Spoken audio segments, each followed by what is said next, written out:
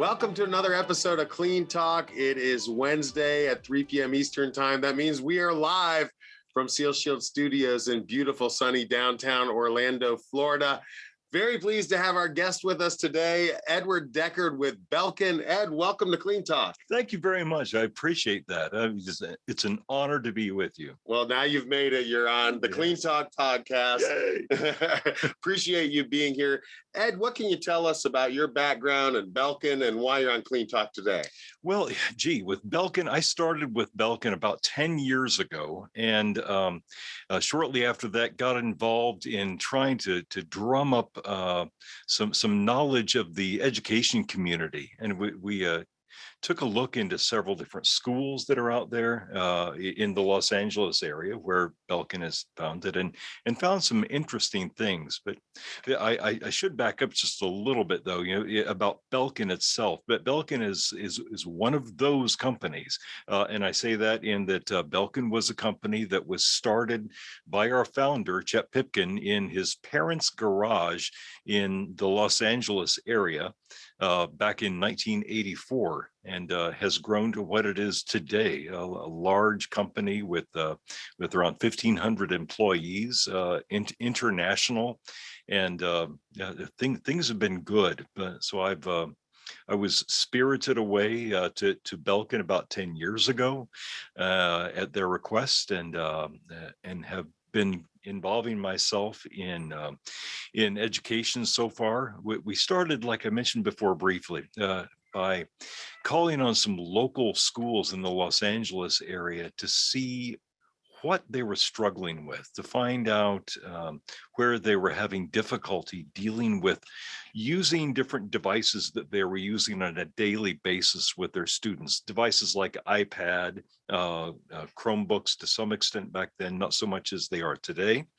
But we found some interesting pain points that we tried to address, and that's the way that we've gone at our business. Well, outstanding. And of course, I'm very familiar with Belkin, a large company, as you mentioned, and I love those kind of success stories.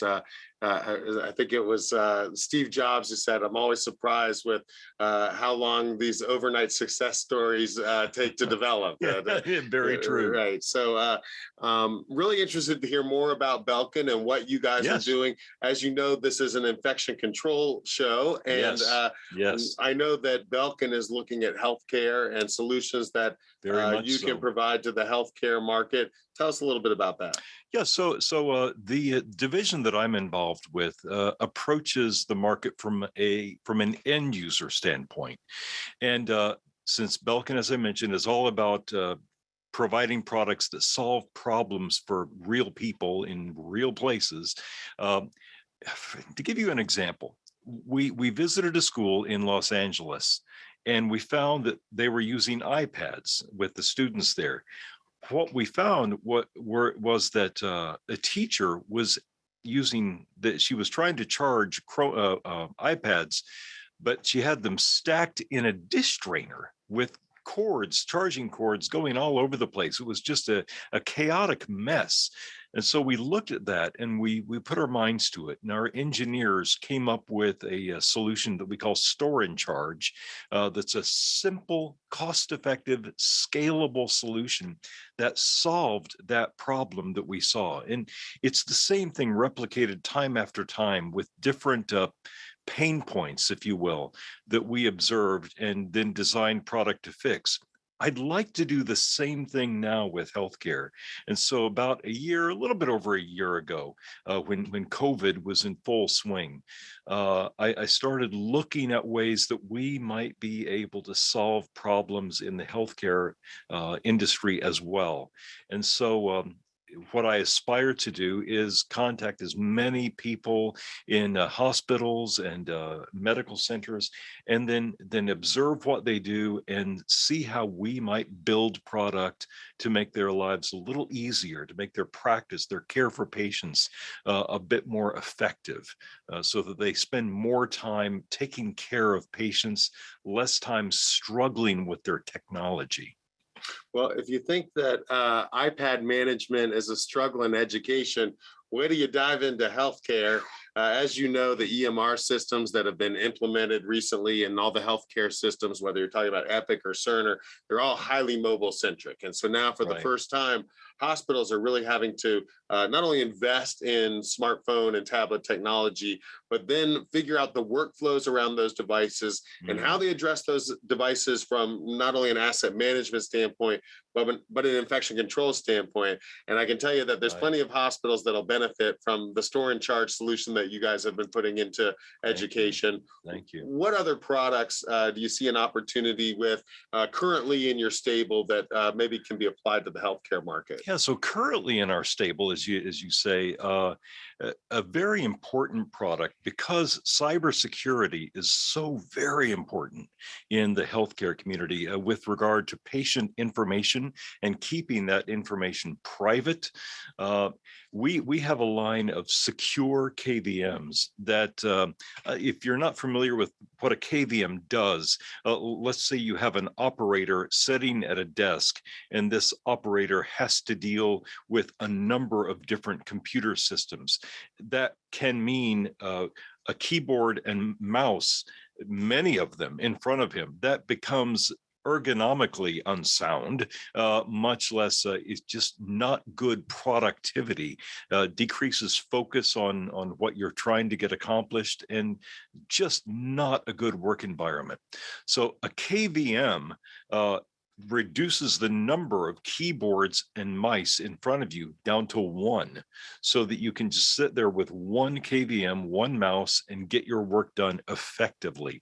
Now, where secure KVM comes in is a step above that, in that we eliminate the vulnerabilities that are on your desktop that would potentially cause a vulnerability of patients' private information. And so the secure KVMs solve that issue. So we want to work with healthcare in helping them to understand what the product does and how it can benefit them and their patients.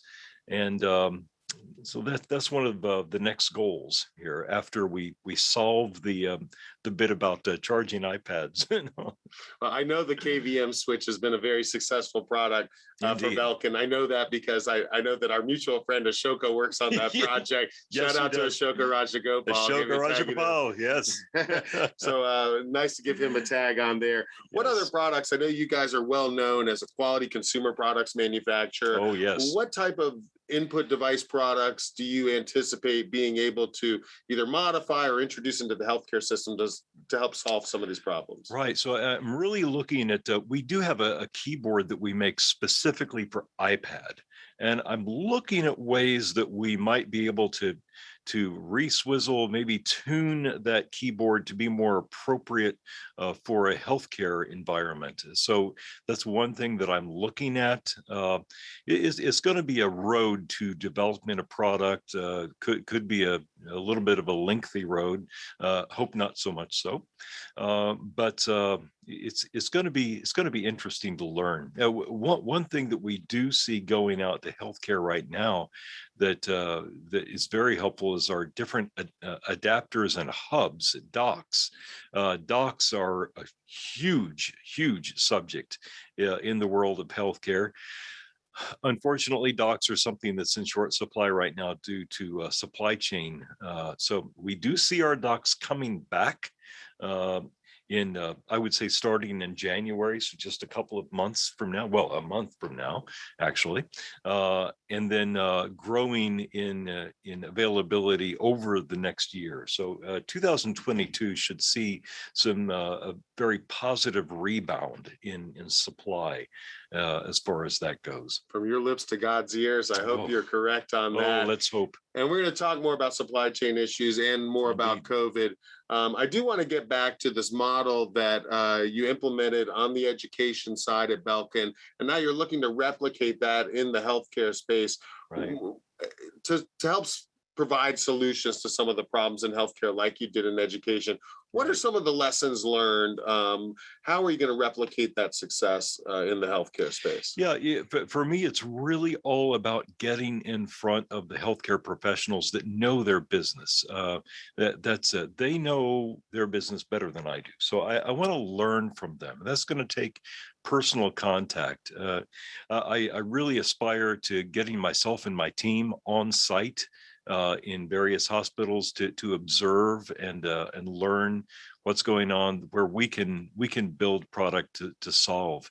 Um, get things as simple as cables. We're a huge cable manufacturer. That's where we started back in our founder's garage in Los Angeles. And we still today, cables are the leading product that we sell to healthcare right I'm now, sure that's true. more than anything else. Yeah, and cable management is a big issue in Oh, healthcare. huge. So having the right type of cable, the right size cable, being able to Right. manage those cable flows, Yeah. so they're not interrupting the workflow. It's a big deal in healthcare. And something that actually works. So, Right. so we take care of that. We have great manufacturing and engineering facilities, and we strive above all else to make sure that we're selling quality product. That's our number one goal, even above cost. We're trying to make sure that the quality of what we're selling is premium. It's the best that you're going to get on the market. Well, let's talk a little bit about those manufacturing capabilities. And I don't know Sure. if it's something that you can tell us a little bit about, but you guys have extensive resources through We do. recent acquisitions. Is that something you can tell us a little bit about? We do, yes. About 3 years ago, we went into a merger with Foxconn Interconnect Technologies out of Taiwan, who are owned by the larger Foxconn under the Foxconn umbrella. So, as you know, they manufacture well, just about everything Just about everything. that you have, and so that means that our capabilities to produce are at a premium. We're able to make just about anything that can conceptually be made. And at the same time, make it to spec to fit the specs that are being demanded from the equipment that we're connected to. So our manufacturing facilities mainly in Taiwan. We have some in the United States and many in Asia, in China, Vietnam, the other parts of the world. But great capability. The only issue with getting those products to market is the same issue that everyone is struggling with right now: getting them off the ships that are sitting out in the ocean and getting them to market where they belong.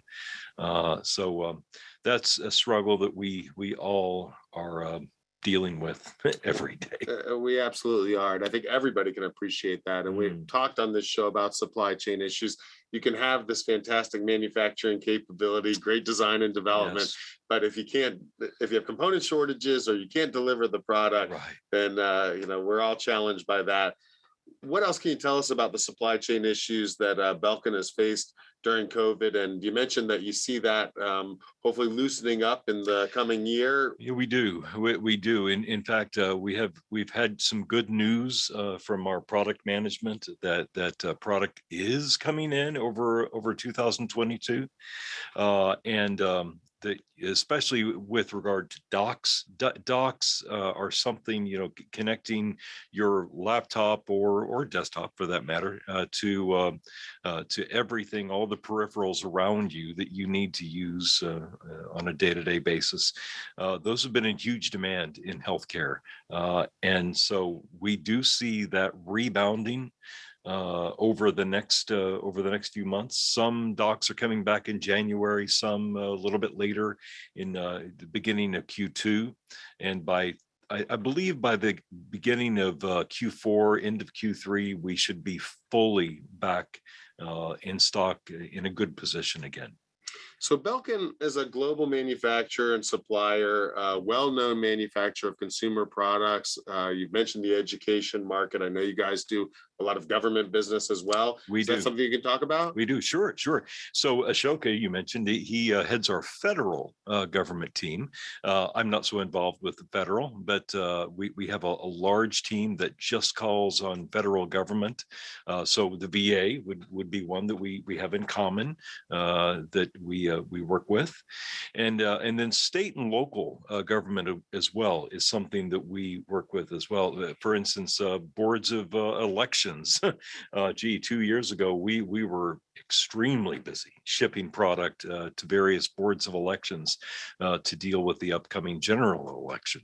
And so all those vertical markets and sub verticals is what my team deals with, with the exception of federal. That's Ashoka's team. So our guest is Edward Deckard. If you have a question for Edward, please be sure to send it in through the chat or through our question link, and we'll be sure to take them live online right now as we speak.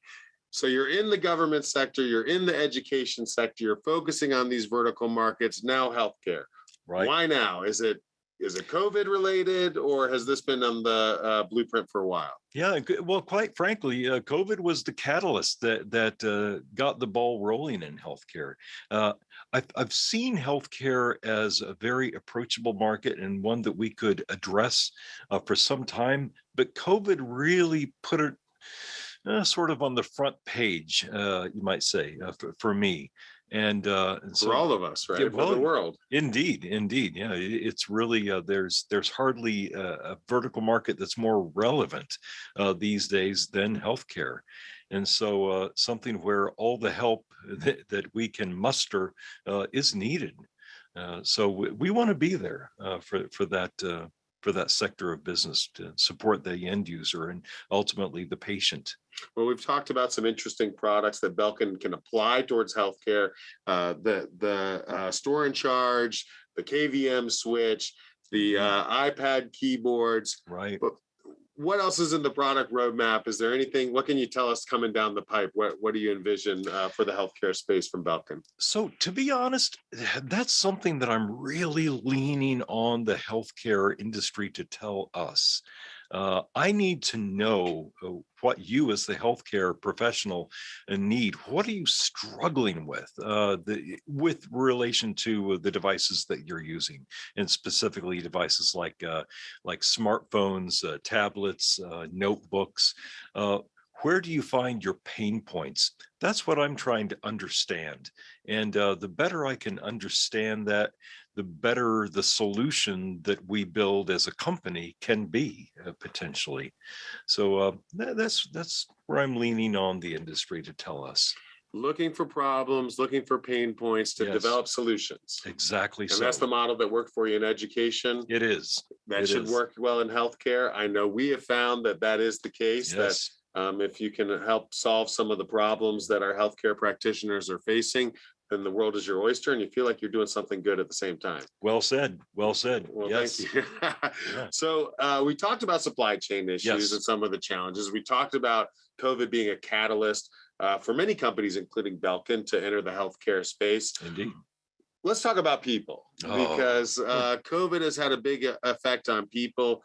You guys are a large organization. How many employees did you say you have? Around 1,500. 1,500 employees. I imagine some things have changed around the office at Belkin. They have. What's COVID done to the people at Belkin, and how are you guys handling it? Belkin has seen its share of the ubiquitous, they like to say, the great resignation out there, and loss of various key people has hurt. And so we have a few job requisitions out there right now. I myself just lost my Western U.S. rep that calls on education and healthcare. And so she was tempted away by a job in Hawaii. So congratulations. Who knew? So yeah, I personally have a job requisition open right now for someone in the Western United States. And if there's anyone out there that's looking, if you go to the Belkin site, www.belkin.com, and just click the link on careers down at the bottom of the page. click on the sales position in careers, and then you will see that my particular job opening pop up there. But yes, we've seen our fair share of loss of people that have decided to become slightly more mobile than they were before, and look elsewhere, get itchy feet, and start looking around. Well, of course, at Seal Shield, we're looking for people too. We've talked Yes. about that. So we're all facing the COVID crisis, labor shortage. What kind of steps is Belkin taking, if any, to either broaden its appeal or to better attract and retain good people in this environment?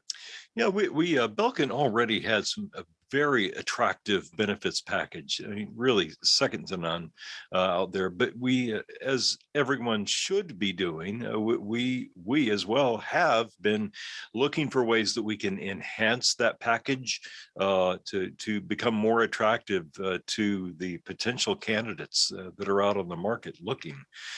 So.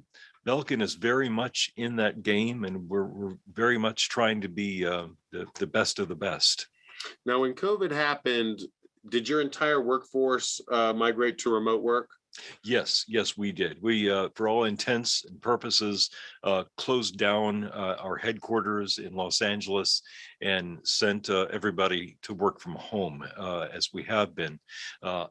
Personally, I was already remote. I live in East Tennessee myself, but much of our staff will be coming back, especially those in marketing, product management, engineering, staff like that who needs to be in the office working together as a team physically. They will be coming back into our office in Los Angeles over the next couple of months. And so that's starting up. And now, are some positions going to remain remote or go to hybrid? I mean, you've downsized the Yes. office space, right? Yeah, we have somewhat. The office is somewhat smaller than it was before. There are more employees that will be remote. Yes, and as you said, there are some that'll be hybrid, in and out of the office as needed. But yeah, COVID has changed things. So we're trying to keep up with that, stay in front of it as much as possible, and be ready for whatever is to come next. So, you've mentioned that Belkin is very team oriented. Very much so. What is the people philosophy, and what do you do to maintain that culture? Yeah, it is really all about the team, and we do very much depend upon each other at Belkin. When you look at people, say for instance, in my vertical market. I only really deal with the end user. We have people that work with resellers directly. We have people that work with distribution directly. And so we need all those pieces to the puzzle to make the whole work as it should. It takes many puzzle pieces to see a complete picture. And that's really the same way we are. All of us have specific skill sets. I'm no good. I would be no good in finance. Let the finance people take care of that. I'm sure they would agree. I'm sure they would agree. I have no doubt. But conversely, they would not be able to do, I believe, what I do. I'm really a people connector, problem solver. That's what I do, as is my team, and the team that works with me and calling on the end user are of the same mindset. They really enjoy that gratification of identifying the problem and overcoming the problem. Well, I know both of our companies have very people-centric cultures. Very It's much all so. about the people, right? That's true. And I feel like some of the practices that both of our organizations have had to attract and retain people are now becoming more in vogue with other manufacturers as Think so. we're all competing Yeah. for the same shrinking labor pool or tight labor pool. Is this something you anticipate loosening up in 2022 as well? Or do you see us having to continually to get more creative to attract and retain great talent? I think it's the creative one that ends up coming out on top. And so creativity is always going to be a premium value. So yeah, hopefully the companies keep up as needed, or they may just dwindle. It's a competitive market. It always has been, but I think it's going to become competitive even in different ways that we've experienced in the past due to COVID and all the challenges that we face as a world. So things have to change. Well, we have a question that's come in from one of our viewers, and it's for you, Ed. It says, has the fact that many students are turning to virtual meetings of learning impacted the demand for Belkin products in schools? If so, how have you adjusted? Yes. So we last year, when all the students went home, we immediately had to readjust. We pivoted in some very dynamic ways with our product focus. For instance, as students started to come back this past fall, Chromebooks had already proliferated on the market by the millions. Now, those Chromebooks proliferating by the millions meant these students now have to carry those Chromebooks to and from school. So we ramped up our processes for Chromebook cases, and we became a huge supplier of Chromebook cases, but by the tens of thousands, literally, per school district. So yes, it has demanded a great deal of pivoting and adjusting to the current demand on the market, and I think our numbers have shown that we've done quite well at that. Well, I thought that was a great question. Yes, it is. What about in the broader market, in the consumer space? Because same thing is happening in corporate America, right? And around the world, that we're all going home to work. Work from home. Did we have the equipment that we needed before this? And if not, we have to acquire it. And have you guys seen an impact from that? Well, yes, we have. And really, docks and adapters are one area that the work from home sort of practice has demanded. When you take that laptop from your desk at work and now you're doing your work from home, it does demand a different set of equipment than you may have had before. So we've seen adapters, docks, various connecting cables starting to, they have flown off the shelf and really continue to. So we're trying to keep up. If you're waiting for a product, please, we're trying to keep up. It's coming. Ed says 2022, this whole supply chain thing is going away. Yeah. Well, I find that fascinating, the pivot in the marketplace and now the result in labor. And we talked about what companies are doing to get people back. One of the big changes that we've seen is that now people are demanding this hybrid or remote workspace. And as long as we can measure productivity through KPIs and the technology we have available, why not? Yeah, exactly. Well, the analogy stands. We're looking for pain points to address. We're doing our best to address those. And whether that's in a school, at a desk, whether it's getting a device from home to school, if it's in a healthcare facility, what exactly is the pain point that's needed that we need to solve there? Work at home. It's all one simple philosophy of looking for the pain point, building the product to address it, trying to make it as available as we can. Well, I love working in the technology sector. I know you do as well. What we do is exciting. Yes. We're always seeing new technologies, emerging solutions, and the connection to healthcare has never been more important or more rewarding. So as you know, we're all looking for people. If you would like to join an outstanding organization like Belkin, you can contact them on their website, and Seal Shield as well. We're always looking to expand. We're looking for great people. Please feel free to reach out to Seal Shield at sealshield.com. or 87 Seal Shield. That's 1-877-325-7443. You have been watching Clean Talk. My guest this week has been Edward Deckard with Belkin. Ed, thanks for being on the show. Really appreciate you being here. It's been a lot of fun. Be sure to join us next week. Actually, next week, we're going to be on vacation for the holidays, but the following week on December 29th, we'll be back here live. Wednesday at 3 p.m. Eastern time. Our guest will be Dr. Kreitenberg talking about UVC technology. We really like UVC on this show, and he's got some interesting applications in water that that you are not going to want to miss. Be sure to join us then. Until next time, for my guest, Ed Deckard, I'm your host, Brad Whitchurch, reminding you to keep it clean.